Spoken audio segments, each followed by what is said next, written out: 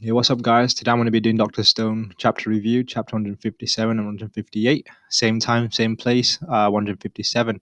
So, for this chapter, there isn't really much to talk about, but it does delve more into Senku and Dr. Zeno's history about before everything happened, anyway.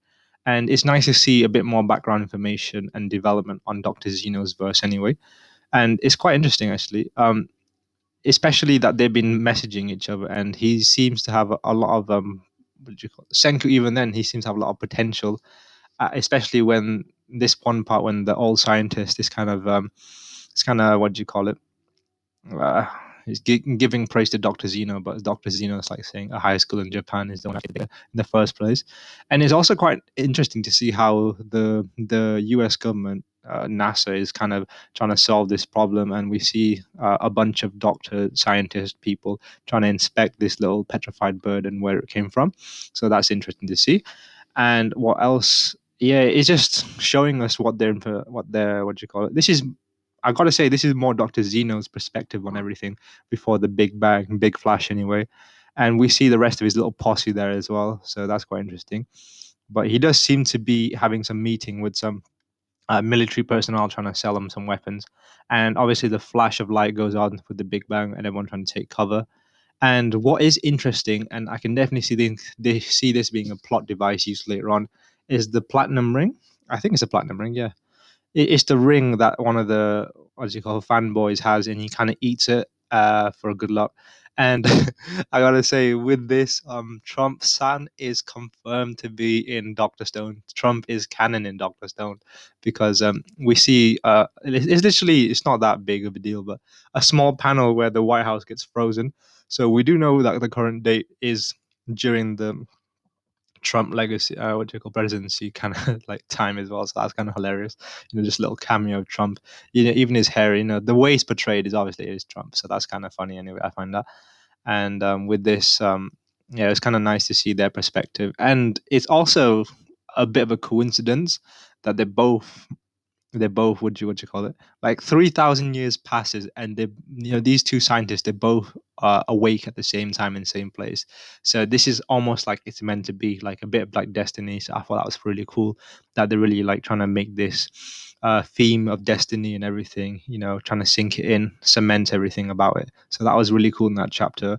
A lot of building up. So I'm really hyped for what this battle is going to be all about.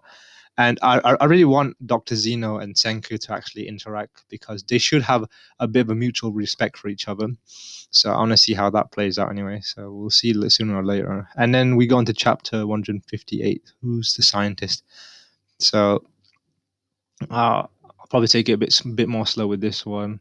All right, so we're still on this Doctor Zeno's what do you call it perspective and how he wakes up. So this is a flashback anyway. So there might be a bit of a slight lag for us, but I suspect they'll revive any time. Even the staff who were there that they probably heard Stan's orders, there'd be one chance to stay awake. Oh, it's there. Okay, so the ring I was talking about, it actually comes into play a lot quicker than I thought it would. Amazing how it stayed preserved like that. We were statues made out of some kind of mystery mineral, so the guy's mouth acted like a time capsule for a few millennia. This is platinum, fantastic, truly elegant. One could imagine that in the stone world, if the world MMA champion had somehow revived, the planet would be his for his taking. that is literally how Senku's timeline went anyway. So, but with a bit of platinum, we can start producing nitric acid on a massive scale and take the initiative with science and military might. So I find that kind of ironic. These two panels kind of talking about how Senku's journey actually went through anyway. So because of that platinum ring, they actually managed to mass produce quite quickly. So that kind of explains why Dr. Zeno has such a scientific lead right now in terms of his machinery and everything like that. Um, so I shall lead this new world as this unquestioned ruler, but he seems to want to rule it. I believe we can. Yeah, we can. All right. So it looks like we're now back into the present time, but I did enjoy that little flashback anyway. That chapter and a half of flashback was really nice. Okay, we now know what Dr. Zeno is all about and his establishment. Okay, there's almost something kind of sexy about that one guy, Senku. Is okay, a friend of Zeno's maybe the case. I'll sniff it out. I just gotta get all close, act casual like, because I'm Luna, the smoothest operator. You're telling me that the pro who helped us make rockets is the big boss of these bad guys? So obviously Luna has her doubts about Taiju being the guy, and she seems kind of seduced by the fact that Senku, because of how smart he is. I mean, it should be obvious. He's got E equals MC squared on his friggin' like out for clothes. Anyway, there he is. He's on the deck. Time for Doctor Taiju to say bye. All I have to do is point to the right side, and Stanley will shoot this guy, and victory is ours. I mean, right now there's a the whole point of this. I'm Luna, the capable gal. We ought to be grateful to Luna for this killer bit of info. If Doc Zeno is our enemy, then Medusa could be the ace in the hole. Oh, that would be nice to see Medusa. Can we use it again? Battery's dead, as you know. Then how would it help? More than anything, Dr. Zeno knows how strong scientific weapons can be, and he's the type to take over this new world with them. This Medusa is a bit of super science, so there's no way he can ignore it. That is true. There's something like that didn't exist before. So it doesn't matter if we can't use it ourselves, because this enemy is a talented science user. Will make the Medusa to be some ultimate invincible weapon. Come on, just point at Doc. Oh, okay, so we can definitely see that Luna is having hesitations at Trino because she doesn't really want to kill someone right now because she's not really that type of gal. I just got to move this finger. So simple. Then it's all over. Keep calm, play it. Cool. Yeah, she's definitely struggling. I mean, it is kind of nerve wracking that knowing that if she points at that person, that they are going to die. It's not something that anyone can do easily. All right, let's get some first aid on the deck below. Okay, what's going on? Uh, all right, so that image is obviously what she thought would happen if she points at him, and what's she doing? She ends up putting both her fingers in her nose. But we do see that Stanley has his crosshair on, what do you call it, Taiju, so that's kind of nerve wracking. I'm the smoothest operator. I'm the capable girl. Yeah, it's nothing. I got a message across. Possible friends of Zeno's guy named Senku. Miss Luna said something. Senku.